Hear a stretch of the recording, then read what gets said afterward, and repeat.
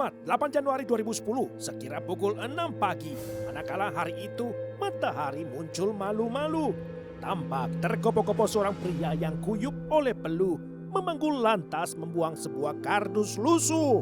Lokasi peristiwa di bantaran Kanal Banjir Timur di Jalan Raya Bekasi kilometer 27 Cakung, Jakarta Timur. Ada saksi mata tampak penasaran sebab gelagat si pria dan isi kardusnya amatlah mencurigakan. Awalnya dikira barang berharga. Setelah kardus diperiksa, ternyata berisi mayat mutilasi tanpa kepala. Mayat! Celaka! Saksi langsung berteriak memanggil warga. Gemparlah kabar peristiwa. Apalagi mayat korban ternyata masih bocah.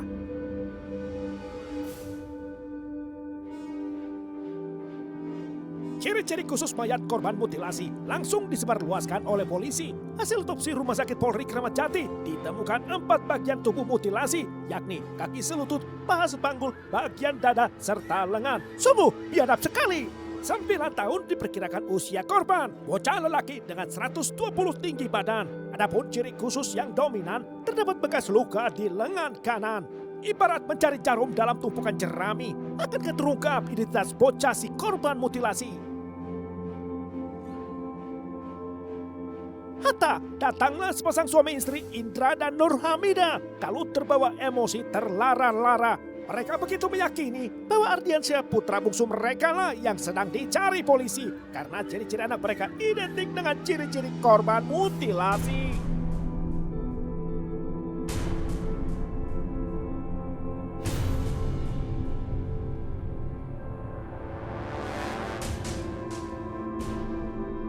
Setelah proses verifikasi, identitas bocah korban mutilasi dipastikan adalah Ardiansyah alias Ardi. Bocah yang dilaporkan sebelumnya tak pulang selama beberapa hari, kini ditemukan tak utuh tanpa kepala, dimutilasi. Manusia macam mana yang tega berbuat sedemikian keji? Lantas terlibat perkara apa si Ardi? Berangkat dari keterangan keluarga korban, tersebutlah satu nama terduga pelaku pembunuhan. Ternyata tak meleset dugaan. Dalam pemeriksaan, si terduga memberi pengakuan sehingga akhirnya bagian kepala korban ditemukan. Lantas, siapakah dia? Lelaki biadab pemutilasi bocah. Dan alamat yang bersangkutan di Jalan Megang Ketut, RT 4 RW 7 di Cakung, Barat, Jakarta Timur. Ini kita dapat dari ibu korban. Artinya dia yakin, kemudian alamatnya baru.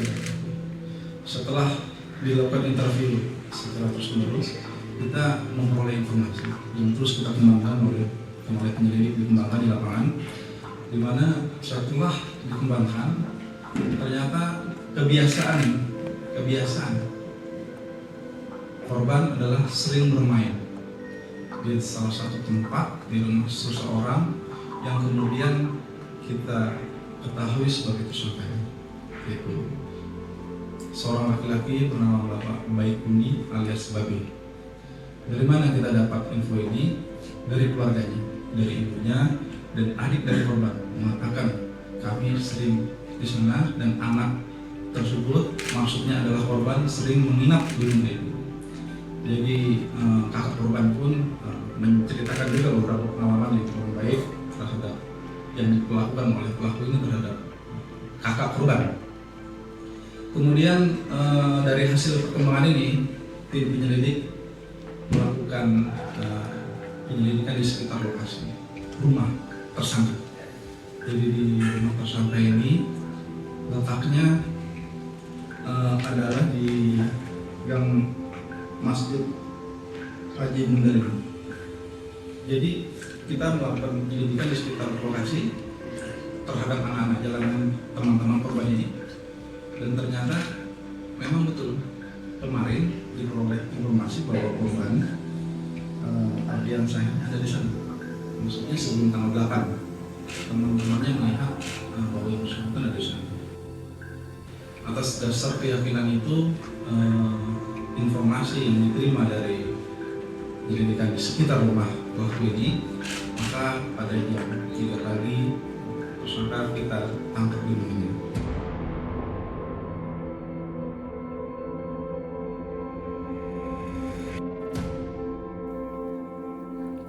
Bangun Bapak, bangun. Bapak Baik Kuni ya? Bapak Baik Kuni? Iya. Bangun Pak. Ikut kami ke kantor. Bangun cepat. Bangun Pak, ikut kami ke kantor. Dan yang bersangkutan, Baik Kuni alias Babe ini ternyata adalah seorang pedagang asongan di Pulau Gadung dan kemudian pengumpul anak-anak pengamen. Jadi di rumahnya itu banyak sekali anak-anak yang berumur antara 8 sampai 12 tahun. Di antara mereka, beberapa di antaranya kita temukan menjadi saksi. Kamu kenal Ardiansa? Jawab. Kenal Pak? Ada apa Pak? Ardiansa tewas. Kamu yang membunuhnya kan? Ayo ngaku. Geledah rumahnya.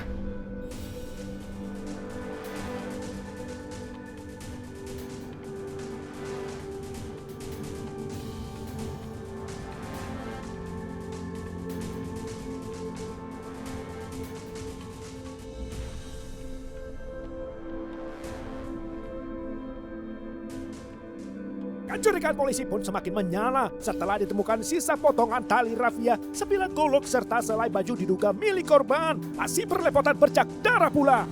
Telak, Babe Baikuni alias Pungki langsung diamankan polisi. Pelacakan Baikuni dibantu Tri Handayani kakak kandung Ardi yang mengantar polisi ke lokasi. Ardiansyah hidup sesukanya tanpa asuhan orang tua. Jika tidak bermain game bersama teman-temannya, ia mengamen di Terminal Pulau Gadung berharap dapat uang sekeping doa.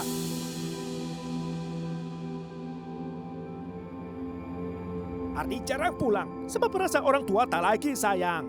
Dari latar itu pula, Ardi tumbuh dengan watak keras kepala. Setelah sanggup mencari nafkah, ajakan maupun perintah kakak dan orang tua selalu saja dibantah. Ardi? Ternyata kamu di sini. Kakak cari-cari juga. Dulu terakhir itu ketemu dia di Cakung. Terakhir itu ketemu dia di Cakung. Dia senyum-senyum sama saya di mobil. Sedangkan saya udah saya suruh pulang, sana Ardi pulang kata saya kan. Ya soalnya dia nggak pernah main jauh-jauh kan. Aku mau main PS sama mau jajan. Saya lagi itu nggak pulang, ketemu dia di Cakung. Kata dia, lu mau kemana? Kata dia kan, mau ke sana, mau ke Bor, kata saya kan. Terus itu kata dia ikut, gue mau ikut, kata dia kan. Tumben-tumbennya dia minta ikut di situ. Gue mau ikut, kata saya nggak usah, udah di rumah aja sana pulang, main PS, kata saya kan. Oke, kamu janji sama kakak ya, soalnya udah sampai rumah ya. Bener janji ya? Ya. Itu kakak kamu? Ya bro. Kata saya udah sana pulang ya, udah lu jangan ke Gadung-Gadung, kata saya gitu. Udah sana jangan ke Gadung-Gadung. Enggak, gue mau ikut lu, gue mau ke Gadung, kata dia. Jangan Pala Batu, kata saya kan. Karena mama ntar nungguin, kata saya. Enggak, pokoknya dia udah duluan naik mobil, saya nggak tahu. Waspada tertipu penampilan Babe Baikuni sebab ternyata sosoknya murni sengkuni. Dalam jagat perwayangan, sifat sosok itu liciknya tak ada tandingan. Kematian Ardiansyah tak lagi jadi misteri. Babe Baikuni melempar pengakuan yang lebih mengerikan lagi. Baikuni membongkar rahasia yang sudah lama dipendamnya bahwa sebelum Ardiansyah ada belasan bocah dibunuh dengan cara serupa. Selama ini tersembunyi rapi hingga diakuinya di hadapan polisi terbuka kotak Pandora. Ibarat panggung kehidupan, Terminal Bus Pulau Gadung menjadi ladang mata pencarian. Sembari berdagang asongan, Babe Baikuni juga menjadi koordinator pengamen-pengamen anak yang berkeliaran beredar seharian. Babe Baikuni menjadi pelindung juga bapak asuh bagi mereka, tak terkecuali bagi Ardiansyah yang makin terperangkap tak berdaya.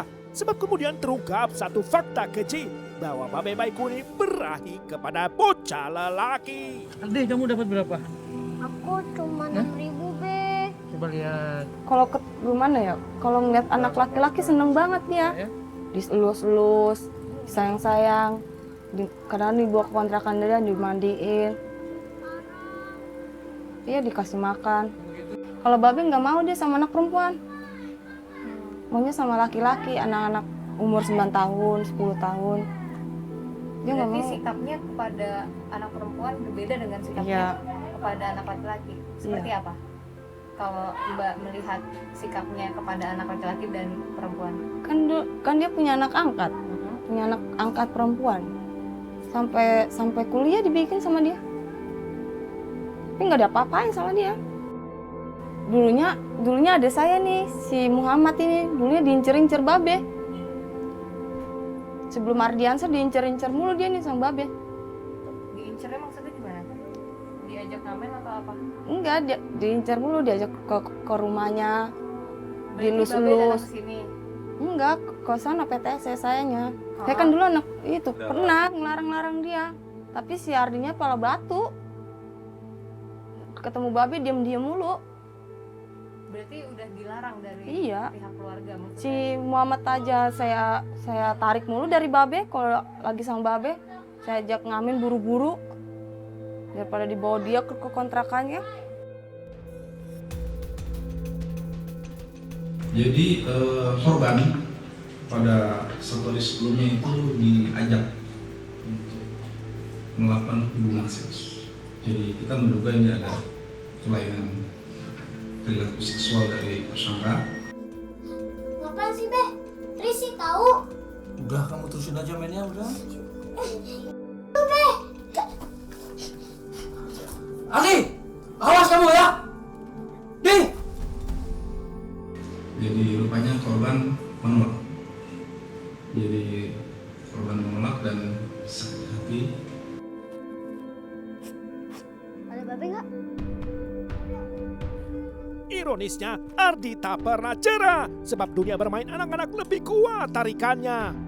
Alhasil, ke rumah Babe ia tetap saja singgah manakala Babe pergi bekerja. Sialnya, Babe mengendus siasatnya, lantas tiba-tiba menyergap Ardi di rumahnya.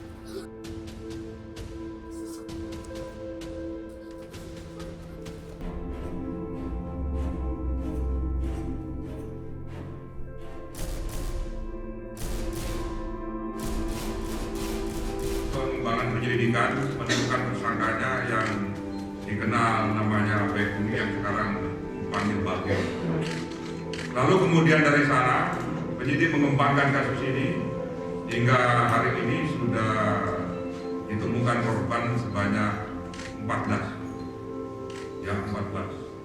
Karena itu kasus ini adalah rangkaian sejak pengungkapan yang kemarin.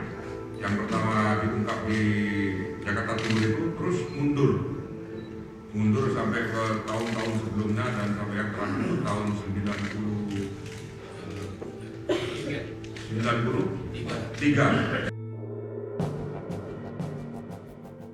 Lantas julukan predator anak melekat pada Babe Baikuni sebab 14 bocah sudah dihabisi selama 17 tahun. Serangkaian pembunuhan keji rapi ditimbun dan sama sekali tak ada terungkap satupun.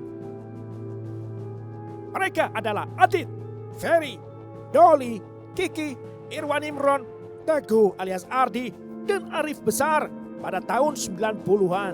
Mayoritas merupakan anak jalanan yang berusia di bawah 12 tahunan. Setelah 6 tahun jeda, pada tahun 2004 berakhir laknat Babe kembali meraja. Ia getol lagi mencari mangsa. Deretan nama korban makin panjang pula. Mulai dari Teguh Saifuddin, Ricky, Yusuf Maulana, hingga klimaksnya 4 anak dimutilasi olehnya. Di antaranya Adi, Rio, Arif kecil, kemudian yang terakhir Ardiansyah. Setidaknya itulah yang diceritakannya. Sepandai-pandainya bangkai ditutup-tutupinya, baunya tetap tercium juga. Hingga akhirnya hari itu hari Rabu, 6 Oktober 2010. Atas dakwaan pembunuhan berencana, Babe Baikuni dinyatakan terbukti bersalah. Lantas dijatuhi hukuman pidana seumur hidup lamanya. Permohonan banding pun diajukan jaksa ke pengadilan tinggi. Hasilnya, Babe Baikuni divonis pidana mati. Upaya hukum ditempuh Babe Baikuni lagi, namun Mahkamah Agung menolak kasasi. Sehingga artinya proses eksekusi pidana mati tinggal menunggu waktunya.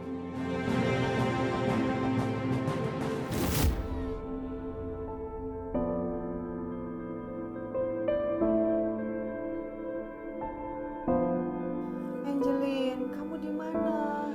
Ayo cepat pulang.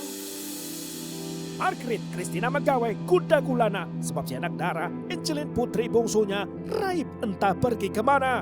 Ibarat balada derita, sisi benaknya bertanya-tanya di manakah Angeline berada. Mama. Pon. Ma, gimana? Angel sudah ditemukan? Belum, Pon. Terus bagaimana, Mama? Mama nggak usah cemas. Angel nggak bakal jauh keluar dari rumah.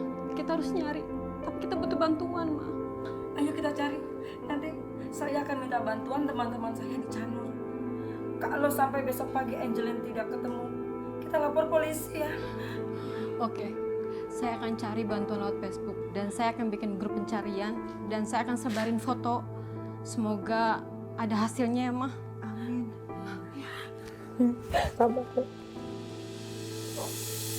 Sehari berlalu, akhirnya Kapolsek Denpasar Timur, Margaret dan Yvonne mengadu pilu. Iya, Bu. Permisi Pak, saya mau melaporkan anak saya yang hilang Pak. Ibu dengan siapa? Saya Margaret Christina Magawe Pak. Ada foto, Bu? Ini fotonya, Pak. Angeline disebutnya dikira main ke rumah tetangga. Namun hingga malam datang, Angeline tak kunjung pulang. Baiklah Ibu, Mbak, berkas sudah saya terima dan akan kami proses. Semoga anak Ibu segera kami temukan. Ya. Terima kasih ya Pak.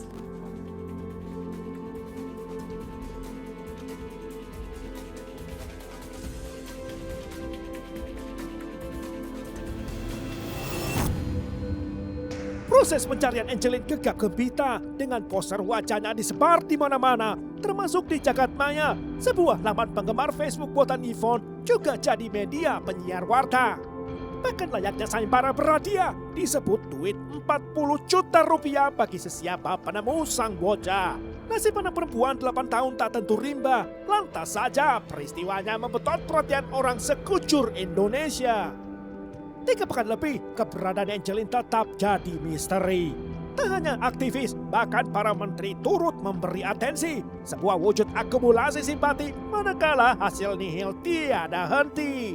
Pertanyaan dan bibit curiga terpantik saat 5 Juli 2015 kunjungan simpatik Menteri Yudi Krisnandi ditampik. Serupa pada keesokan hari, Menteri Yohana Yembise pun terpaksa gigit jari. Penolakan Margaret dengan alasan berbelit-belit tak cuma membiarkan kontroversi, tapi juga usaha pencarian jadi bertambah rumit. Curiga polisi makin menjadi. Kalau saya pribadi, namanya anak kecil, kalau sudah hilang lebih dari 3 hari, apalagi di Pulau Bali ini kan pulau kecil, ada kepotong di ujung Pelabuhan Gilimanuk, Karangasem, Padang dan Bandara.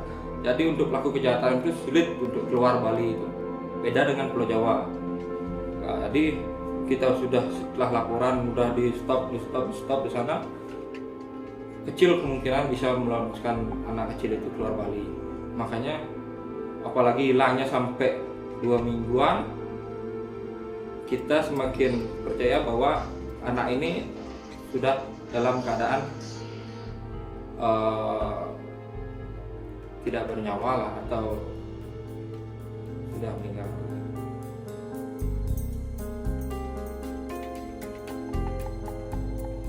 Pada saat itu kita sudah melihat ada kejanggalan-kejanggalan, tapi kita belum berani melakukan penggeledahan karena statusnya masih pelapor.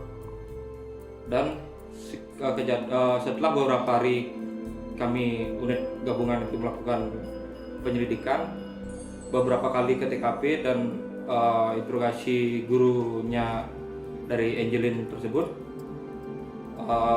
ada informasi bahwa Angeline mengalami tekanan atau siksaan dari orang tua.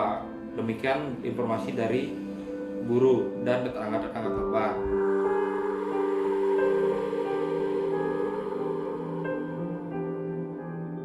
Sosok Margaret di kehidupan Angeline lantas diselidiki. Saksi mata Frankie Maringka, pembantu Margaret, mengaku menyaksikan Angeline disiksa. Si asisten rumah tangga bekerja sejak bulan Desember 2014 sampai Maret 2015. Sungguh si bocah melas, batin dan fisik Angeline tertindas. Selepas Frankie Maringka, asisten rumah tangga penggantinya Agustai Hamba Main pun bersaksi serupa.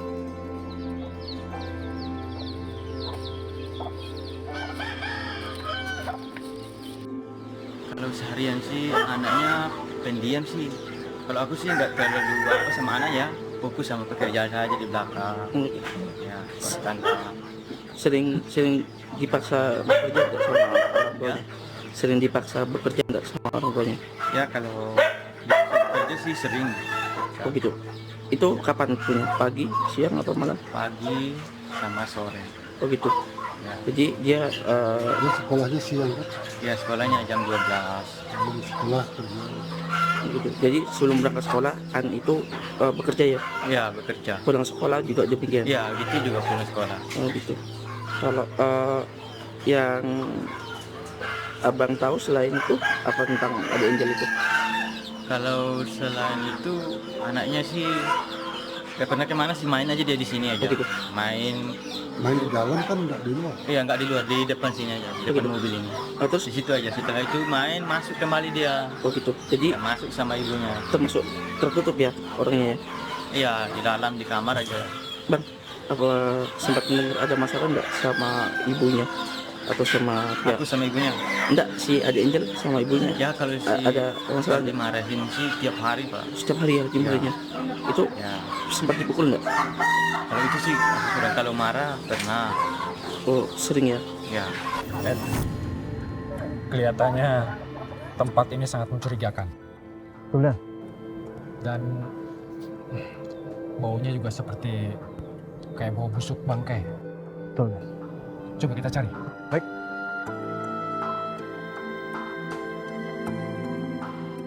Pada saat kita melakukan penyisiran di kebun, kita sedikit mencium bau amis lah ya. Tapi itu bau itu agak samar-samar karena bau kotoran ayam sangat pekat di sana kan. Ada beberapa tim kami yang melakukan penjangkulan, termasuk di tempat sampah yang di ujung, tanahnya keras. Kita bergeser lagi ke sebelahnya, bergeser lagi sampai di bawah kandang ayam pun kita angkat, kita cangkul juga. Di sana ada semut kan, kita perkirakan itu sesuatu atau bebek atau korban, kita cangkul juga. Ternyata di sana hanya keramik-keramik, mungkin kotoran binatang.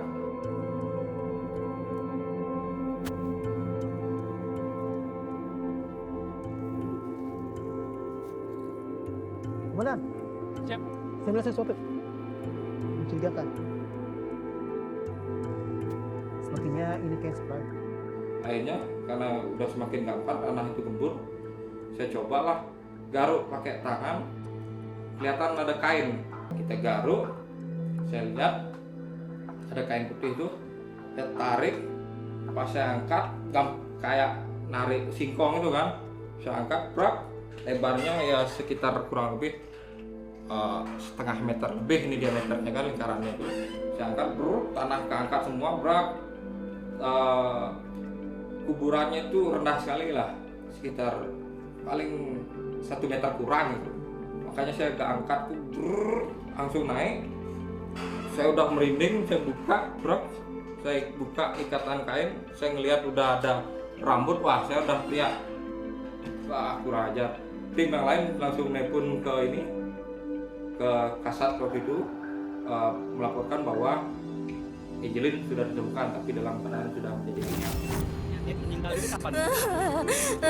Tahu kabarnya Angeline meninggal kapan? Ibarat mimpi buruk jadi nyata adalah ibu kandung Angeline bernama Hamida yang melepas rindu di kamar mayat rumah sakit Sangla. Pasalnya sejak usia 3 hari, Angeline direlakan untuk diadopsi karena ia dan suami tak mampu menebus biaya partus alias persalinan bayi. Selain itu, ia tulus berharap masa depan anaknya bisa lebih berkilap. Ironisnya kini, Angeline takkan pernah kembali.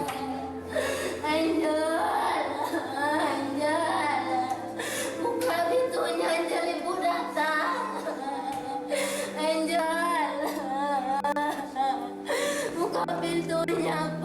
Pemeriksaan forensik Rumah Sakit Sangla menggiring dugaan penyebab kematian menuju kasus pembunuhan. Hasil otopsi menemukan luka memar, tanda kekerasan di bagian kepala, wajah, leher, lengan, hampir di sekujur badan.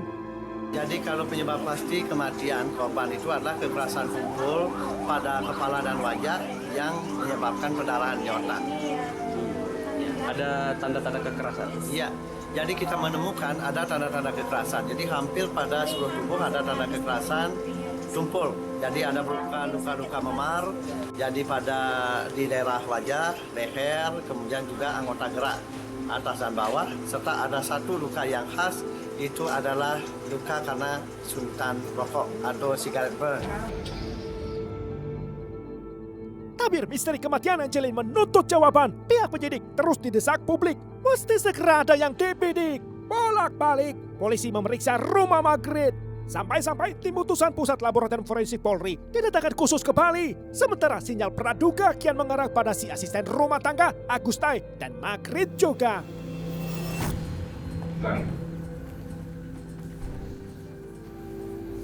Bu Margaret, apakah ibu yang bunuh Angelin? Proses pemeriksaan berlangsung rumit sebab keterangan keduanya berbelit-belit. Selagi Margaret diselidiki soal kasus pembunuhan Angelin, penyidik Polda Bali lebih dulu menjerat dengan dugaan penelantaran anak. 14 Juni 2015, Margaret resmi dikalungi status tersangka. Namun di hadapan penyidik, Margaret lebih banyak bungkam serta menyangga. Malah Margaret mencurigai Agustayla yang habisi Angelin si bocah. Apa ibu mengenali celana jin dan kaos ini?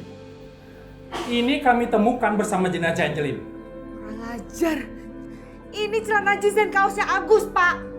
Dia sudah saya pecat sejak tanggal 25 Mei lalu. Karena dia dendam sama saya, Pak.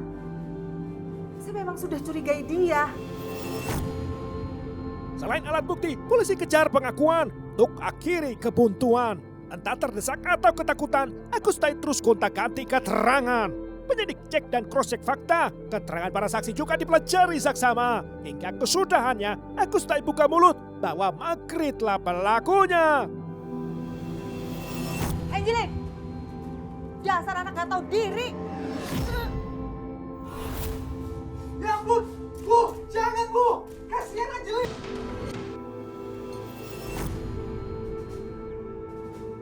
Margaret sangkal tudingan semua saksi soal menghabisi Angelin sampai urusan duit imbalan 200 juta rupiah. Dalih Margaret sebatas rasa sayang, maka ia marah jika Angelin nakal. Itu cara didiknya demi masa depan Angelin gemilang.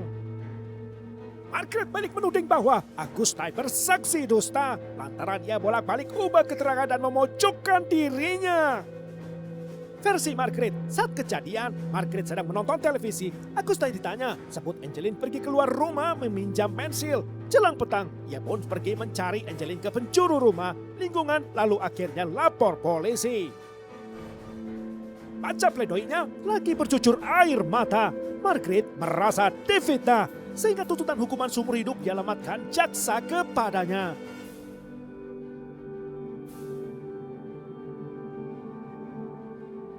Profesionalisme polisi tentu tidak main tuduh. 3 alat bukti menajamkan dugaan pada Margaret. Hal serupa ditanggung Agustai, yakni kesaksian Agustai, hasil uji laboratorium forensik, serta petunjuk di lokasi kejadian. Upaya hukum mencari keadilan ditempuh kedua terdakwa. Hingga pada 26 Oktober 2016, Mahkamah Agung menolak permohonan kasasinya. Hukuman ikrarlah sudah. Margaret seumur hidup di penjara, sedangkan Agustai diganjar pidana 10 tahun penjara.